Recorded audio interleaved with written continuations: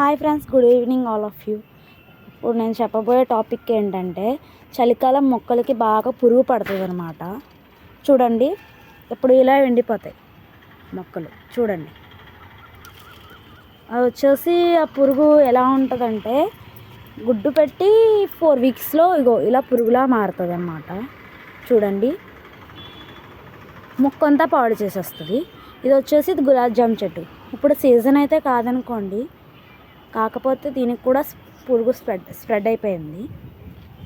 ఇది వచ్చేసి mulberry, red colour mulberry అనమాట. దీనికి చూడండి ఎలా పట్టేసిందో. చూడండి, ఇంకోండి.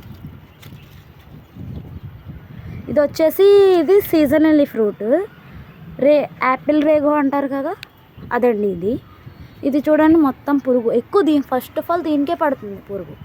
ఆ పురుగు చలికాలం వచ్చిందంటే ఫస్ట్ దీనికే స్టార్ట్ అవుతుందండి.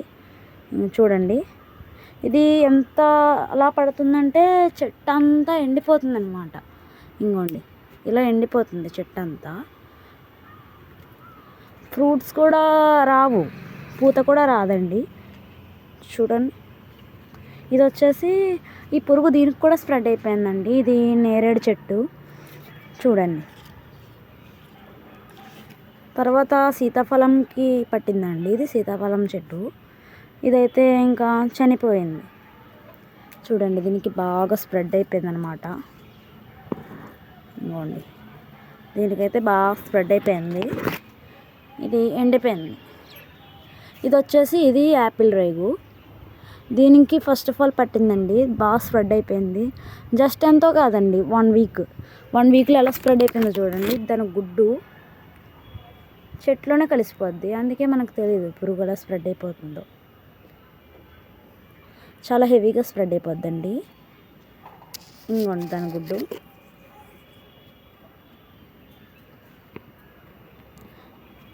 ఇంకోండి, చూడండి, ఇదంతా వైట్ కలర్లో అయిపోయింది.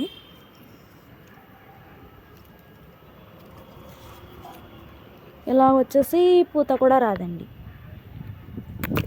అస్సలు పూత కూడా రాదు. చూడండి, ఈ పురుగు పోవడానికి మీకు ఒక టెక్నిక్ చెప్తాను. చూడండి, ఇది వచ్చేసి వేప నూనె అండి. ఇది క్వాంటిటీ ఏంటంటే 1 లీటర్ వాటర్కి 5 ml వేప నూనె, విమ్ లిక్విడ్ 5 ml వేయాలండి. 2 లీటర్స్కి అయితే 10 ml వేయాలి. దీన్ని ఇలా స్ప్రెడ్ చేయాలన్నమాట. ఇలా చెట్టు అంతా స్ప్రే చేస్తే, ఆ పురుగున్న చోట వేస్తే మ్యాక్సిమం ఆ పురుగు తగ్గేదాకా వేయాలి. మ్యాక్సిమం 4 వీక్స్ లేదా 1 వీక్ ఈలోపు తగ్గిపోతుందండి పురుగు. ఇలా చూడండి, జస్ట్ ఇలా స్ప్రెడ్ చేయాలండి. స్ప్రెడ్ చేస్తే ఇంకోండి, ఇది నార్మల్ స్టేజ్ ఇలా వస్తుంది.